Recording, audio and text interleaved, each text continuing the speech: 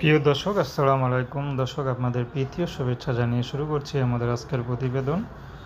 তো দর্শক, আজকে আমরা এক অসহায় মেয়ের জীবনের গল্প তুলে ধরব, যার নাম হচ্ছে সৃষ্টি। তো সৃষ্টি দেখতে শুনতে ভালোই, কিন্তু অভাবে সংসারে তার বিয়ে হচ্ছে না, কারণ তার বাবা আছে, মা নেই। বাবা হলো একদিন কাজে গেলে 10 দিন কাজে যায় না।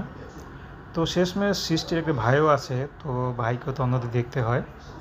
তো সৃষ্টি শেষমেশ পাশের বাসায় এক আন্টির বাসায় জের কাজ নিয়েছে। তো সেখানেই ঘর মোছা, ঘর ঝাড়ু দেওয়া, কাপড় ধোয়া, থালা বাসন মাজা সব কাজ করে।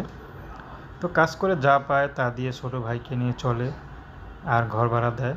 আর বাবা টুকিটাকি যা কাজ করে তা দিয়ে বাজারঘাট হয়। এদিকে কোনো মতে সৃষ্টির জীবনটা চলে যাচ্ছে।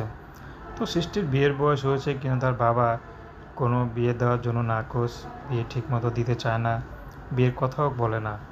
তো সৃষ্টি অন্তত বুঝতে শিখেছে যে এখন তার বিয়ে করতে হবে, কারণ এই সময় বিয়েটা না করলে পর আর কেউ বিয়ে করতে চাবে না, এমনি গরিব ঘরের মেয়ে।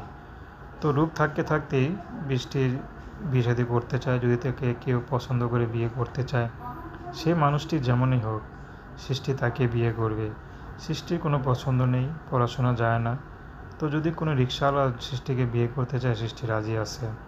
তো দর্শক, প্রেম ভালোবাসা, সাহায্য সহযোগিতা, বিয়ে শাদী করা একান্ত আপনাদের ব্যক্তিগত ব্যাপার। তো আসুন আমরা 5 ওয়াক্ত নামাজ পড়ি, সর্বদা দেশের সেবা করি। আসসালামু